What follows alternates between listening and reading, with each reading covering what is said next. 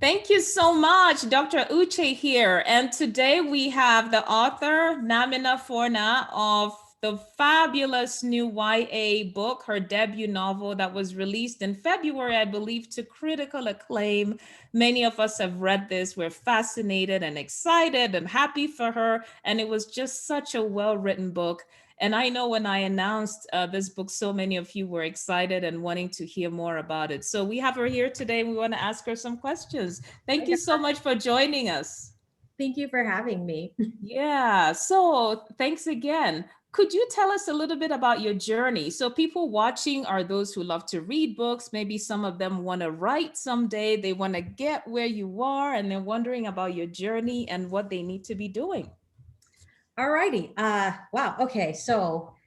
My writing journey was took a very long time. I decided to become a writer when I was an undergrad. This was around 2006. I wrote my Hmm. first novel. It sucked. Hmm. Never, will never ever see the light of day. I wrote my first novel then.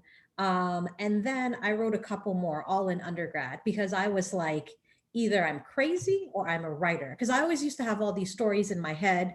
I was like that kid who like always had their head in a nose in a book.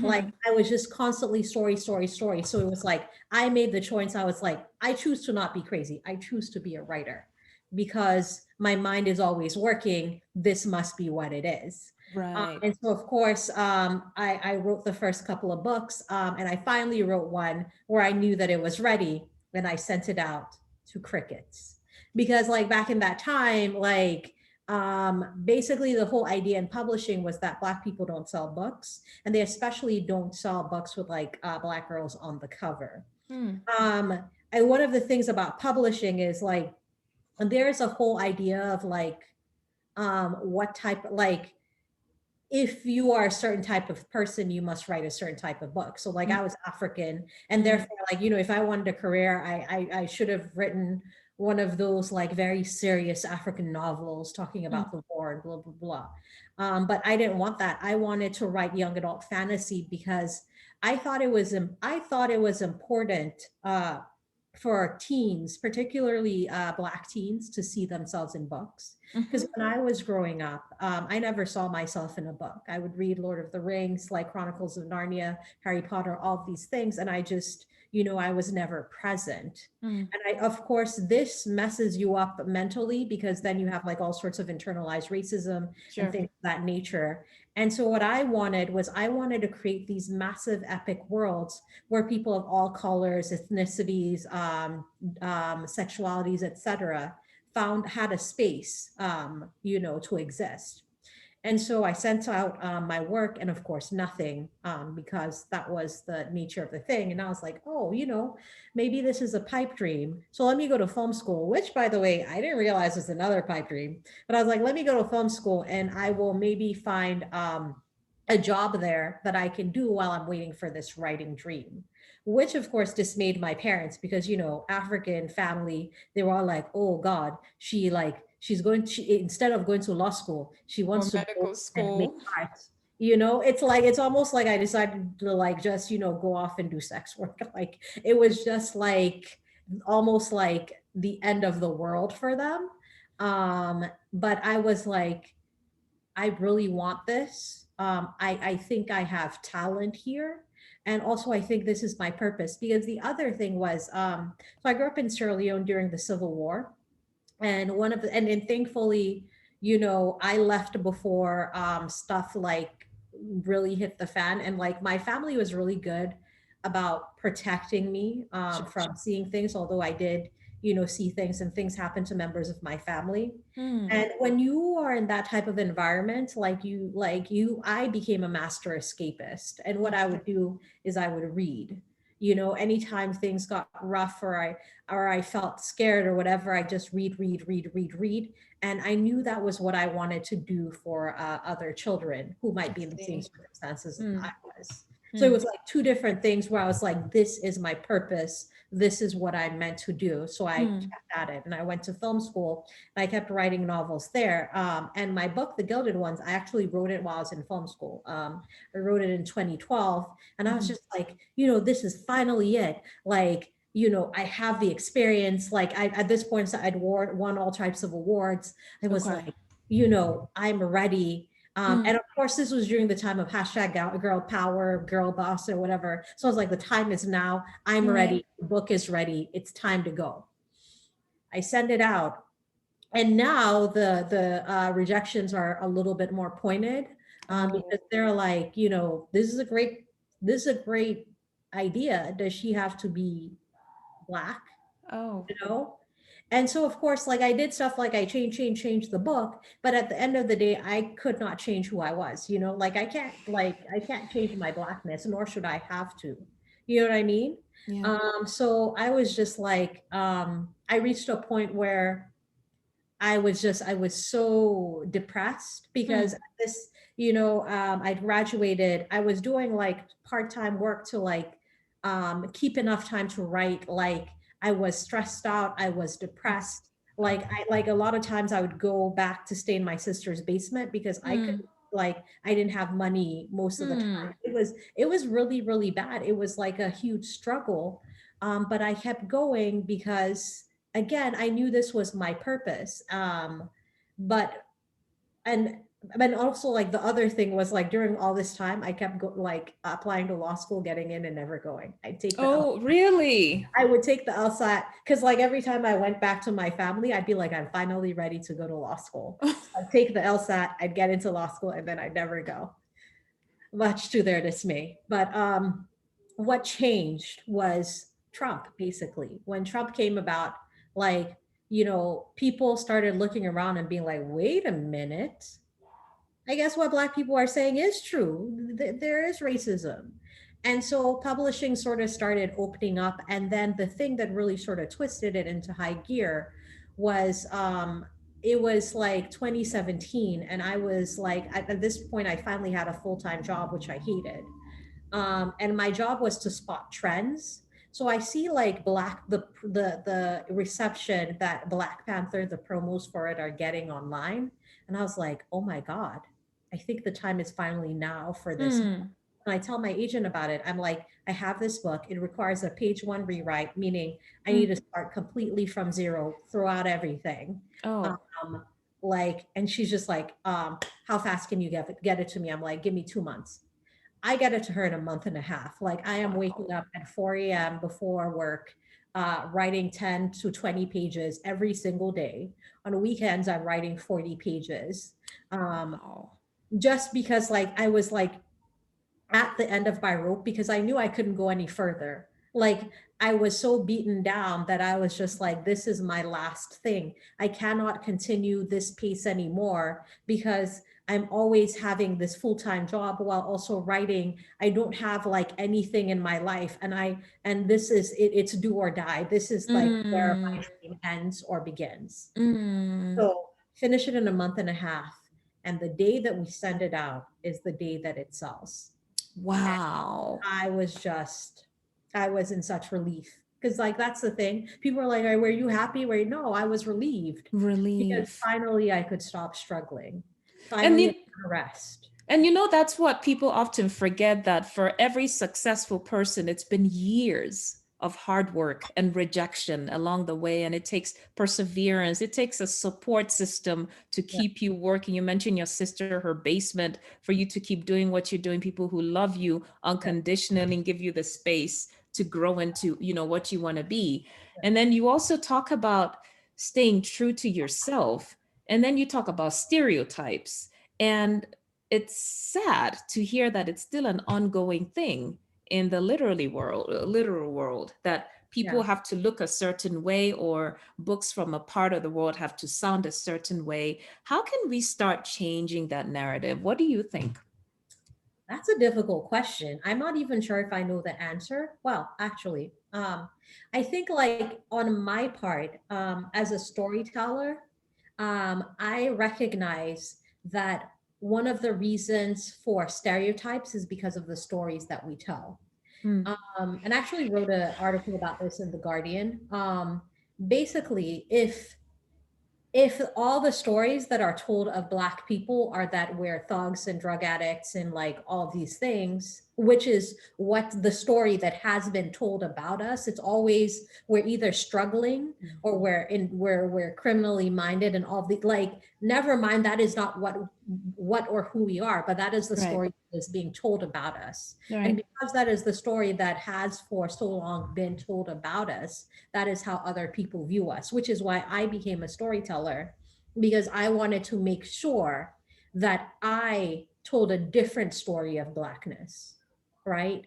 So I think it's important, like, and one thing I will say is if there's any parents out here, particularly African parents, I know that there's this whole idea, lawyer, doctor, engineer.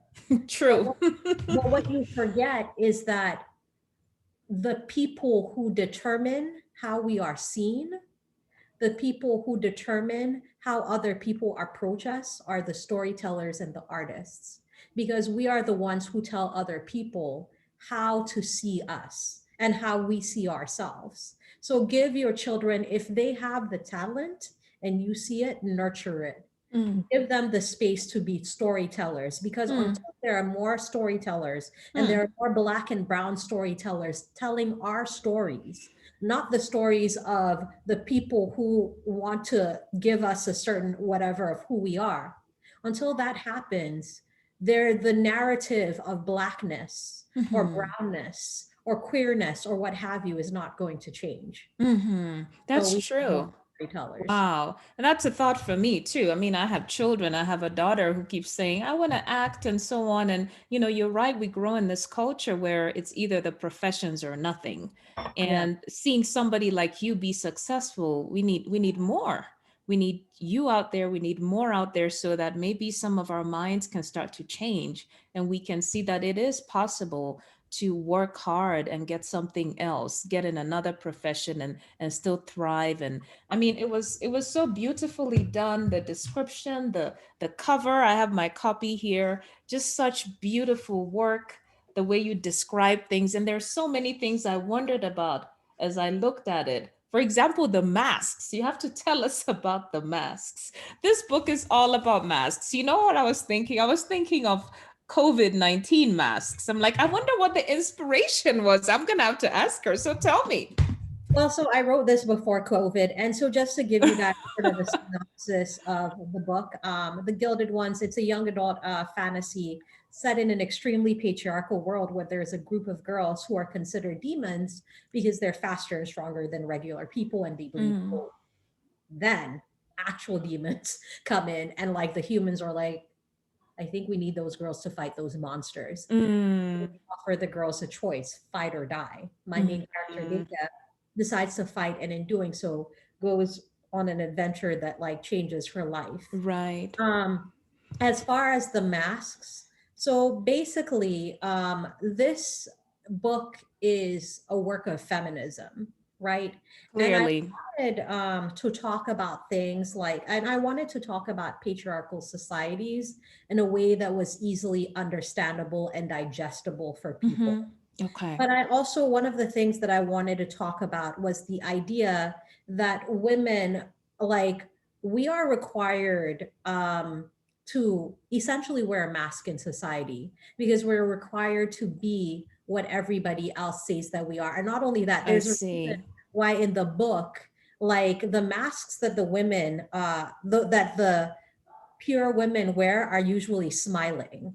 They have literally enforced it upon you that every time you walk out, it's with a smile, Smiling. you know? So it's the whole idea of like, this is what society wants you to become. But I have sort of like a more nuanced idea of masks in that, well, first of all, like Sierra Leonean culture is mask culture for like everything. But you know, West African culture, for everything we put on a mask, you know, like we have the devils and Oh, everybody, okay, sure. Yeah. everybody has that mask. But also, I wanted to talk about the idea of not only masks, but like veils and like how we see things, you know? Because like the immediate idea is that, oh, this is a bad thing because it's just it blocks women and blah blah blah. But in my book, there are different types of masks. There's, you know, women's war masks and whatever. And you sort of get to choose, like, and that's one of the things is like the more power my characters have, the more they get to choose which mask they wear. That's right. Was a very important thing. Hmm. Hmm. Thanks for explaining that. You do write a lot about violence against women.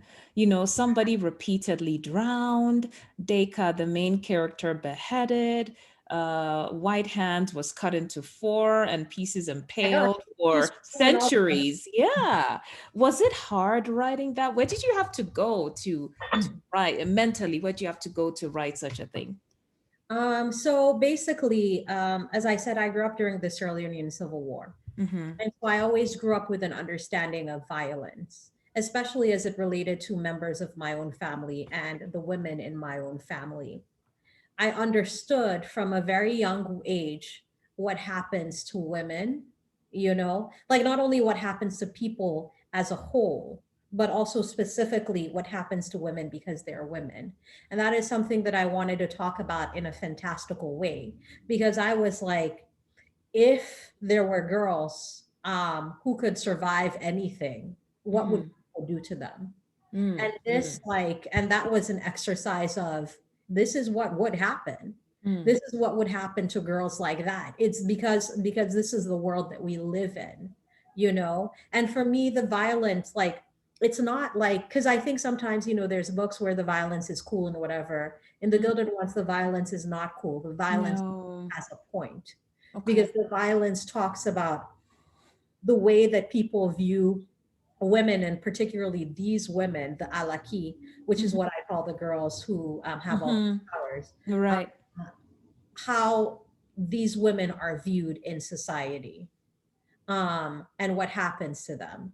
And so that's why I have the violence, is because for each act of violence, we always go back and we talk about why did this happen. We Mm-hmm. always, like, the whole book is a series of unraveling why the violence, Mm-hmm. which is the truth, like Mm-hmm. about what happens.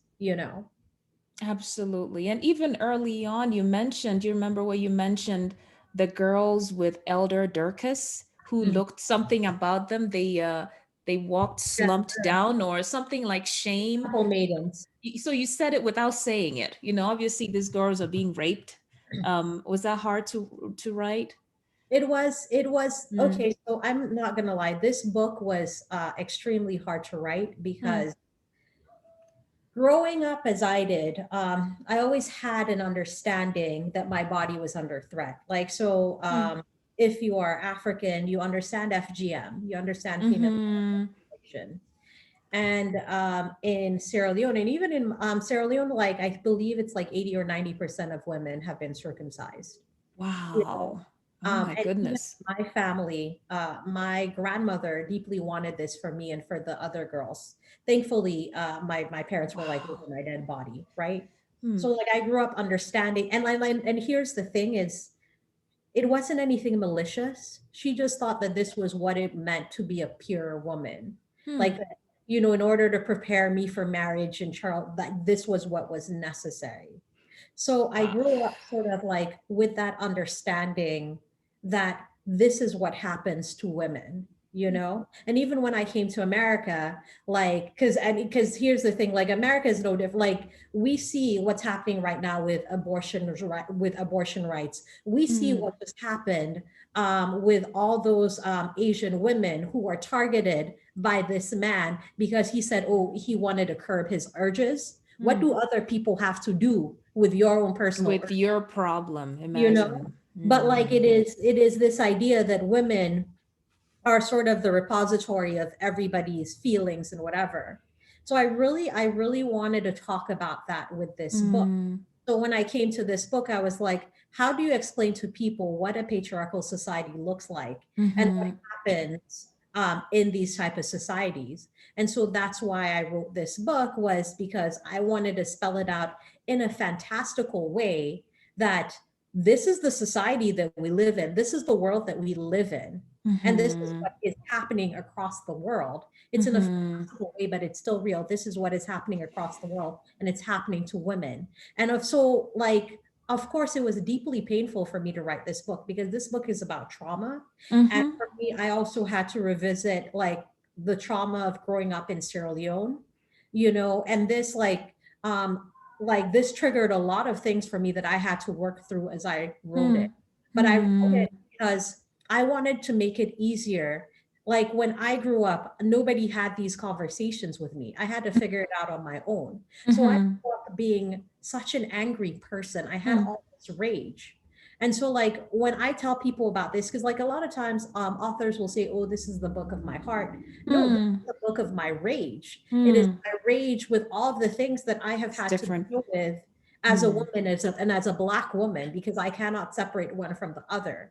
But so to make it easier for other people, like I wrote this book so that people can have these conversations, have Hmm. these awakenings, that it took me years and years and years to have. Hmm. Hmm. But it And was right. I bet an outlet for your rage. Wow. And so then you keep writing it, and it took time for the reader to actually start to understand how it was going to all come Yeah. together, because the book ends well, actually, but it was quite a journey, and you saved the best for last. Was that purposeful? It was like the very last 10% of the book, I think, that everything happened. Yeah, because that's the thing was that I wanted us to go on a journey of Mm. awakening with Data. Like just as Data is ignorant at the beginning of the book, we are ignorant as well. And so Mhm. we very slowly unravel, and it's only when we get to the end that we understand what's what. But Mhm. for me, the reason why I love fantasy is because with fantasy, there's always a happy ending, at least in my version of young adult Right. fantasy. Right. Like Right. I read fantasy, or I read fantasy when I was a child, because I always knew there was the safety in knowing that the hero would always overcome. And so that is Mm. what I my books. You're never gonna have an ending that is not satisfying in my Okay. book, because Okay. I think that's so important. Like, for all the violence and brutality in this book, it is a hopeful book. Um, Mm. it is a hopeful series because it isn't. Mhm. But I do that on purpose, to make sure that at every point you are held as you, yeah. Right. Right. That's so true. At the beginning, she's uncertain. She's loved. At the end, there's certain love and support. And she has this family around her. And I hear there's going to be a sequel. Can you tell us something about that? So this book is a trilogy. Um, I I I can tell you that in this trilogy, I examine a couple of things. One is the idea of systems, right? Okay. We are always in a system. And what happens when you're in a system, whether it's a patriarchy, whether it's a matriarchy, what have you, there's always systems. And the second thing is like for me, this book is about questioning, right? It's the idea that when somebody tells you something, you don't just believe it. You're like, oh, okay, that's interesting. Let me Mm. go do my research and come back, and then we'll have this discussion. And that's so important because I think in systems, we are taught to not question. We are taught to Mhm. say, oh, this is what it is. Da, da, da. No, like Mm. for me, it is important that we do the due diligence and we're like, oh, okay, I see it. And then you say, Mm. so that's what happens in the trilogy. I'm very excited because in book two, we get a new villain. Her name is Ooh. Milan. She is Oh. very kick butt, and she has a very strange way of making things that are like that should seem very good and very gentle, very, very bad. Hmm. That's the thing I will say. Like Oh. I saw, like I looked at something and I was like, huh, we always think this is a good thing to do and a good thing to have. How do I make this bad? Hmm. So I'm Wow. excited for y'all to see how that goes. Well, we are excited with you. We can't wait. And I'm gonna ask you one more question before I let you go. There's that young person out there who is so pleased to hear from you, who's so inspired, and maybe she's gotten 3 rejections and she's still writing. What do you want to say to that person? I say hold your rejections as a badge of honor. Mm. Here's the thing. Publishing is about, well, life is about rejection, but Mm. publishing in particular is all about being rejected. Mm. But that is part of the journey. I would say, number one, remember, it is a marathon, not a sprint. It took me 12 years to Sure. get an agent. Sure. 12 years just to get an agent, and then another year and a half before I sold.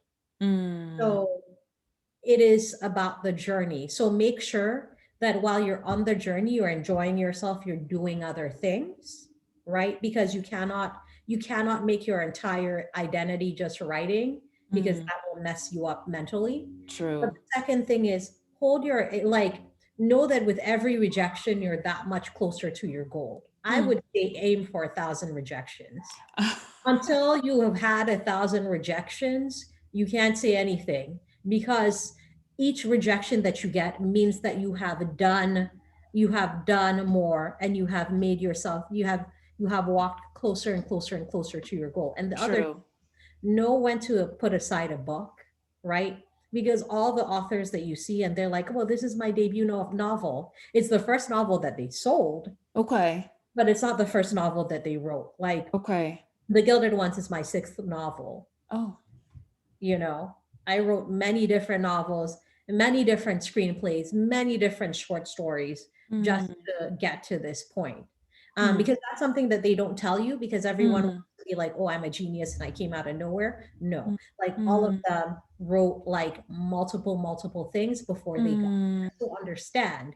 Even like with J.K. Rowling, that was not her first book. Wasn't her I'm first. going to say that with almost like 100% certainty. So understand that it takes a while to get there, and so do other things, and do not wrap up your identity in being a writer, because you are more than the thing that you do. It's just the thing that you do. But also honor your rejections, because they're closer to your goal. Wow. Wow. That's very helpful. And I can imagine it takes a village for you to know when to drop it, right? You need people to advise you, to people to give you feedback and so on. And how do you get such people around? So I would say, like, first of all, every state or has like especially if you like write um depending on what genre you write or what age range you write, there's always a writing society for Okay. that. So you can Okay. find critique partners through there. I would also recommend Twitter, like follow the hashtags, I'm writing, I'm editing, and you can meet Okay. other writers, meet other people sort of at your similar level, and Got talk it. to them, and like exchange books and all of these things. Hmm. So you can find your people on Twitter, and that's the important thing. Like, and this is really important.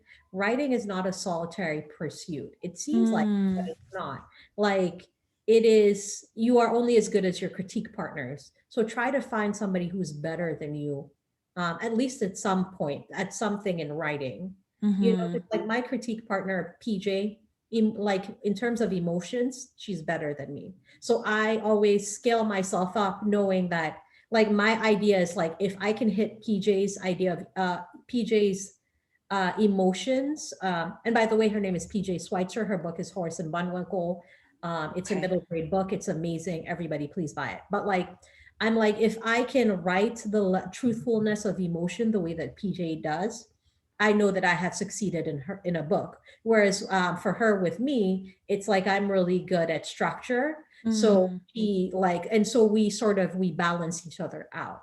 So find someone who is better than you, or at least better than you in some aspect.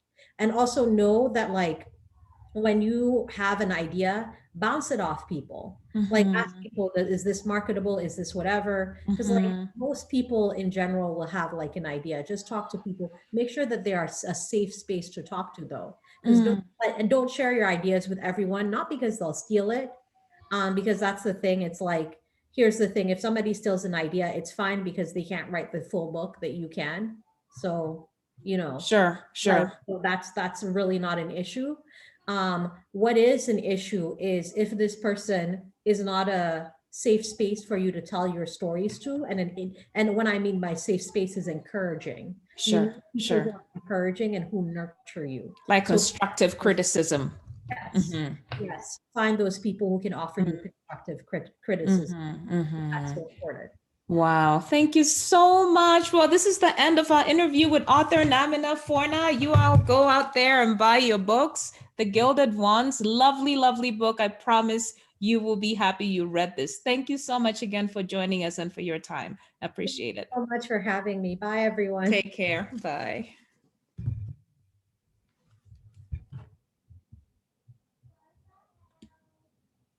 You can disconnect.